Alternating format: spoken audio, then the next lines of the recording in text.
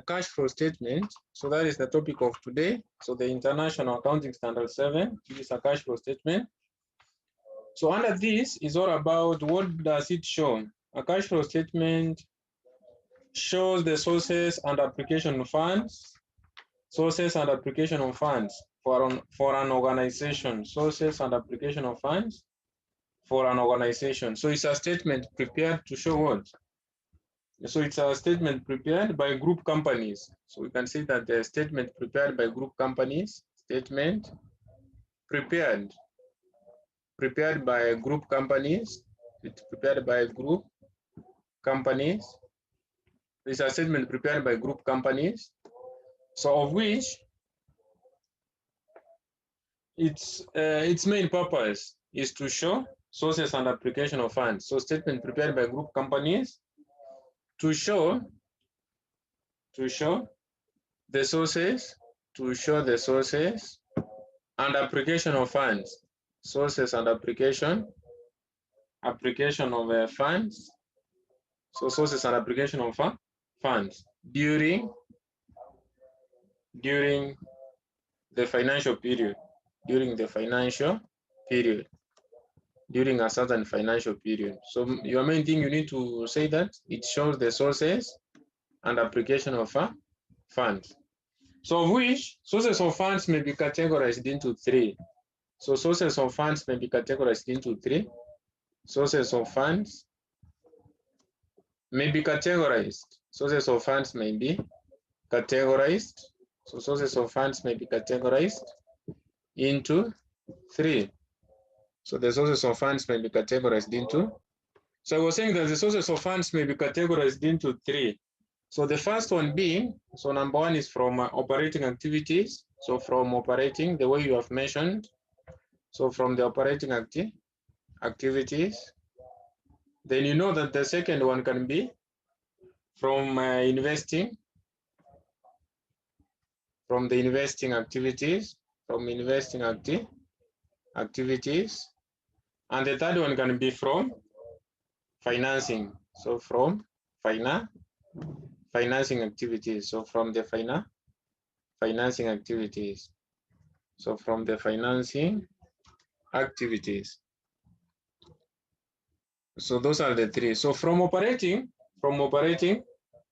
so operating now is all about generated by group from day-to-day activities.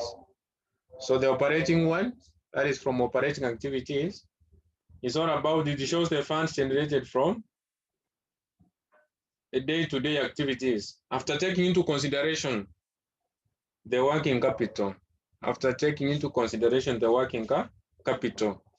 So of which operating activities include what? So operating activities can include, we have things like sales, or we call it revenue, or turnover, or revenue. So we have cost of sales, we have the cost of sales, we have the admin, the administrative expenses, and the next one we have is all about selling and distribution. Selling and distribution.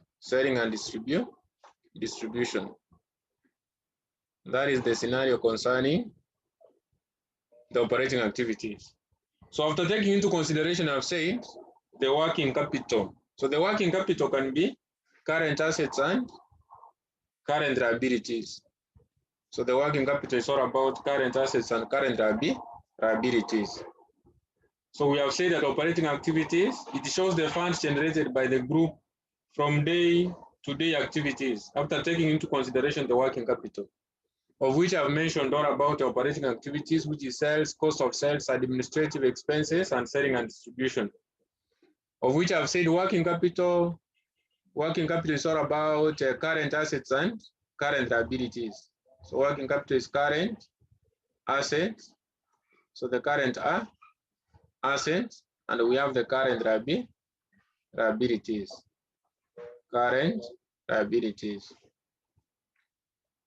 So in that case, we move next to the investing. So investing, we can mention and say that It focuses on cash generated from disposal of non-current assets. So it's not about cash generated from disposal of non-current assets. So if you have disposed an asset, what you received goes to the investing activities. So investing activities, we always say that we consider, obviously we consider 4 things. So the first thing I'll talk about an asset which was disposed. So if an asset was disposed, you received the cash. If you acquired an asset, you paid. So you say cash paid to acquire an asset. Then other 2 things you consider is all about investment income. So the investment income during the year, the income which came in during the year. Then we have another thing concerning dividend received. So dividends can be received either if you invested in an associate or a joint venture. So you talk about dividend received from associate or a joint venture. And this one would be dictated by the item you are given. So in order to say that you have dividend received from associate or a joint venture, under your non-current assets, you must be given the interest in joint venture or interest in an associate, which they say investment in associate or investment in joint venture. So those are the 4 items you consider under investing. Cash received on sale of assets, cash paid on acquisition of an asset, dividend received from associate or joint venture, and the investment in income. Then under operating, I could have mentioned what you consider. Under operating, you obviously start from profit before tax. So after the profit before tax, you always talk about after the profit before tax. Remember, you need to adjust the profit before tax itself. You need to adjust the profit before tax. So this profit before tax is adjusted with non-operating items. Non-operating items. So remember that getting to profit before tax, you had already considered some incomes and some expenses. So to arrive at the profit before tax, you had already considered some incomes in your income statement and some expenses. So this is what I mean. In your exam scenario, before even we go far, in your exam scenario, right now, this question for November 2018, you can see here, under operating, when I would be doing my operating, I will always start with this profit before tax, this one, the one which is given there. So this profit before tax of 395. So that profit before tax, we need to adjust that profit before tax. So I will adjust the profit before tax with some items which are non-operating, operating. So already we know that revenue is an operating activities because we have mentioned we have 4 operating activities: sales, revenue, or turnover. That is one thing. Cost of sales is an operating, which is okay. Selling and distribution and administrative expenses, because this one they concern day-to-day operations and they are operating, that is okay. So another item which was above this profit before tax, which is not among the 4 I have mentioned, you need to adjust it against the profit before tax. Things like other incomes, things like finance cost, things like share profit of joint venture. So after you have started from profit before tax, income, remember it was added, we subtract. Finance cost was subtracted, we add. Those are non-operating. Share profit of joint venture was added, we subtract. So we are adjusting this profit before tax. So we have other items which are non-operating again, which are not in the income statement, but they are in this question. So which are these items? They are around 5. Depreciation, impairment, amortization, gain on disposal, and loss on disposal. Those are the ones which might be in this question, which are not in the income statement, but they are non-operating, which have to be adjusted against the profit before tax. So in general, the items I would adjust in this question against the profit before tax is the other income, which is here, finance cost, share profit of joint venture.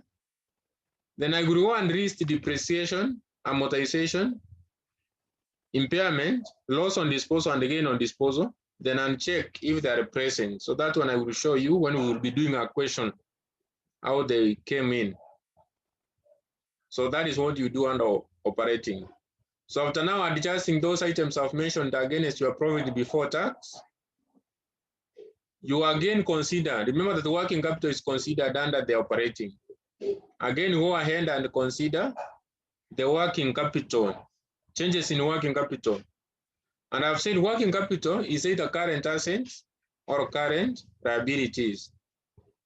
But we don't have to consider all the current assets, and we don't have to consider all the current liabilities.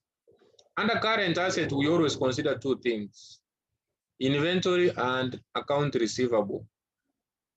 Inventory and account receivable.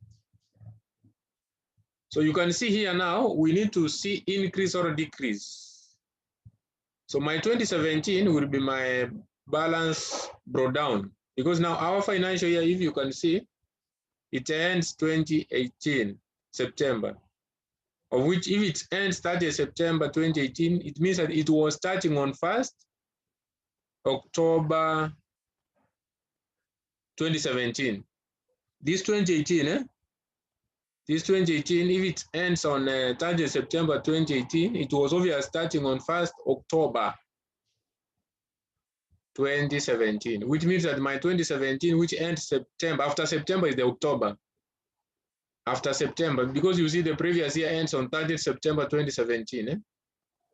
So after 30 September 2017, we move to which month next? 1st October 2017, which is the start of the current year, which ends 30 September 2018. So in short, my balances of the previous year 2017 will be balance brought down, and the ones which you are given for 2018 is the balances carried down at the end of the year. So here I was talking about working capital. So the working capital, you check increase or decrease. Like now here it increased from 128 to 170. So that is an increase in inventory. Increase in inventory, it means that you have put a stock, there's a cash outflow, you raise. Account receivable, there's an increase, which again, increase in account receivable, it means that you have given loans, or you have sold. It's only you have given loans, sorry, because your debtors is someone who owe you money. Your debtor is someone who owe you money. So it means that if they have increased, you have again given them some money. So it means that there's a cash outflow. So those are some of the first working capital items to consider. So current assets, inventory, account receivable, and if there was a prepayment, you consider that. If there was a prepayment, you consider that. Then if we can go to the current liabilities, the only thing I can see there is all about accounts payable, which is an increase from 175 to 234. 175 to 234. So increase in accounts payables. So remember that this is a liability. A liability, if a liability increases, it means that these are about, it's like you are buying some goods and you are never paying. You are a creditor. Or you have acquired some loans. So it's a cash inflow anyway. It's an increase. So there's no cash impact which is going out. There's no cash outflow. Here it concerns a cash inflow. So it's only that it's like you were given some money. Because now on this side you are the, these are liabilities anyway. So increase in liabilities you add, decrease you subtract. Increase in assets you subtract, decrease you add. That is fine. So those are some of the working capital items to consider. So I have said about operating. you consider profit before tax, then adjust the profit before tax against some non-operating items. Things like I've mentioned, the ones I've mentioned already. Then working capital again you consider, which is all about current assets and current liabilities. These are inventory, receivables, payables, accruals, and prepayments. Then when we move to investing, consider about cash received from sale of an asset. So if you sold an asset, you received the cash. If you acquired, you paid. So you say cash paid to acquire an asset. Then investment income itself, you consider it under investing.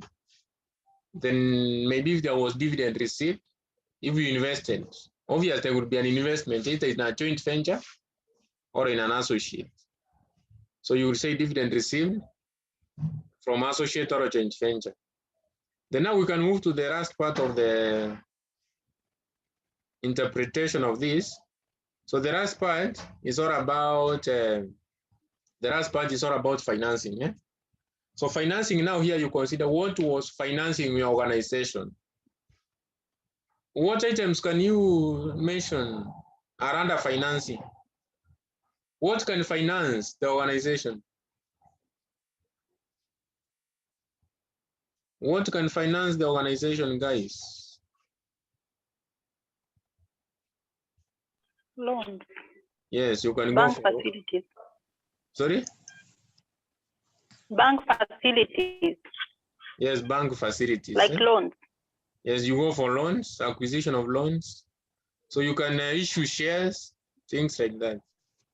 So under this, you consider what was financing your organization. So it focuses on cash generated from issue of ordinary shares or a borrowing of long-term loans, as Choice as told us. So up to that point, that is what you need to know all about the introduction and the general explanation of the cash flow statement before we do the question. Then you have two methods for computing. So you have two methods for doing this cash flow. So you have the indirect and you have the direct method. You have the two of them, indirect and direct. So that one you will understand once I do a question, so I don't have to use a lot of time to explain, because the same things I will explain on those methods is the same thing we will do in a question. So that is why now I can move direct to our question of today. That is November 2018, so that we can read it. So the one which I had already displayed. So this is the question. So they were saying that the following financial statements relate to Sasmua Limited and its investment companies for the year ended 30 September 2018. Consolidated statement of comprehensive income for the year ended 30 September 2018. So you can see you have an income statement. So this income statement is for the year ended when? 30th September. It's for the year ended 30th September 2018. So which means that it's here, the financial year starts on 1st October. The financial year starts on 1st October 2017. So remember that this is 2018. So which means that if you check your balance sheet, that is statement of financial position which is given, it will be for 2 periods. So if you move down there, so you can see you are given a consolidated statement of financial position for the same period, which is 30th September 2018. And we have another one ending on 30th September 2017. Another one ending on 30th September 2017. So another one which is ending on 30th September 2017. So what you can see here, what you can realize is that after this 30th September 2017, you can see we are entering the next financial year. After that is September 2017, obviously it's 1st October. So it means that the balances of the previous year, are the one which will be opening this year. So the balances of the previous year, which is ending 30 September 2017, is my brought down, is my balance brought down. Then at the end of the year, you are given the one for 2018. So you will be considering, you will be doing analysis for the 2 periods. So the amount you had on hand at the start of the year was a certain figure. Is it the same amount which you have at the end of the year after doing the analysis of the operations which occurred during the year? So this is what I need to show you. So if you move to your, remember that you can see we have cash and cash equivalent. So the amount which was at the start, since I have explained the dates and I've said my balances of 2017 will be at the start of the year, which is ending 30 September 2018. So this one shows that this company at the start of the year, it was having a cash on hand of 63 million. At the end of the year, it was 78 million. So you need to check after all the operations during the period, does this amount agree? After the operation during the period, does this amount agree? So we will check that. That is what it concerns cash flow, because cash flow statement, you can mark for yourself that you have scored the 20 marks automatically. So after I have mentioned that, so you know that income statement you would be given for the current year, then statement of financial position is for the start of the year and the current and the end of the year. So for the start of the year is the balances of the previous year. So we were given a statement of changes in equity, which is fine. Then note 1, we were told that property, plant, and equipment account comprised the following.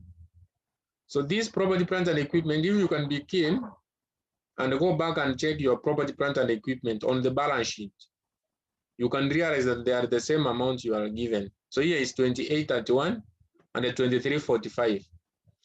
And you obviously know that in order to record your assets in the statement of financial position, obviously they must be at net book value. And you know that the net book value is all about cost minus accumulated depreciation. Cost minus accumulated depreciation. That's why they have given you cost minus accumulated depreciation. That is how they got the carrying amount, which is the same as the net book value. So there was an accumulated depreciation of 934.37. So you can be able to see there. So they say during the year ended 30 September 2018, and 80% owned the subsidiary revalued its property upwards by 150 million. So there was a revaluation of which this one would increase the value of the asset. The holding company disposed an item of plant which had a cost of 250 or 290 million and had accumulated depreciation of 96. The disposal proceeds amounted to 215. So this one means that there was a plant which was sold with it had a cost of 290. The accumulated depreciation was 96. Disposal proceeds was 215, which means that we need to do a disposal account to get either we realize the gain or a loss. Then number 2, 10% convertible loan stock was convertible at any time at the last option into 20 ordinary shares of 10 each for every 200 of the loan stock. During the year 30 September 2018, holders of 180 million of the 10% convertible loan stock exercised their conversion option. So remember, there was a 10% convertible loan stock which was converted in which proportion? The proportion I mean is the exchange rate you are given. They said 20 ordinary shares of shillings 10 each for every 200 of the loan stock, of which the loan stock which was converted is 180. So you will equate 20 is equals to 200. What about 180? You will get the number of shares which they converted to. Then the number of shares per share was 10. You will multiply by 10 to get the total value. Number 3, Impairment loss on goodwill and depreciation for the year ended 30 September 2018 has been charged the profit or loss for the year. It's okay. Assume a corporation tax rate of 30%. That's fine.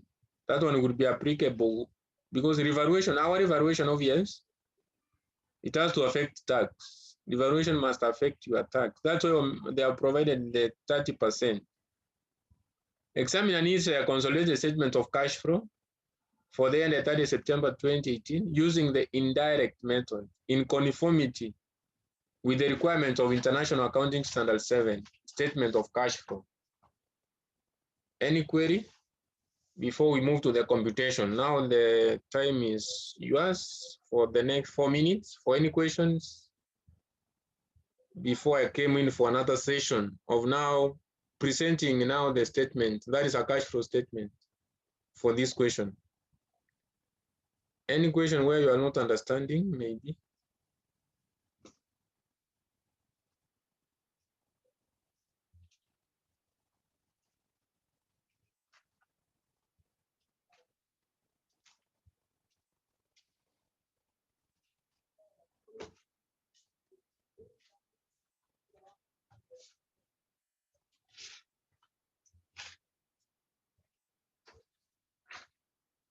So which means that silence is a consent. You are okay with what we are doing. It implies that you can say yes, no.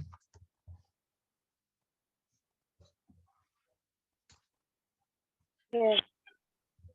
Or you have been doing this topic for long. Maybe you have covered it elsewhere. Anyway, so let us do it. So I will end the session so that we come in for the next session because I see it's only 3 minutes which is remaining. So you have the question, so you can download the question for the 3 minutes I will give so that the exactly at 2050 come in. So at 8:50 come in, we do the computation. So download the question, we do it. So make sure you have it in your phones, you have downloaded it, because you will be following what I will be doing. I will not be displaying, I already displayed.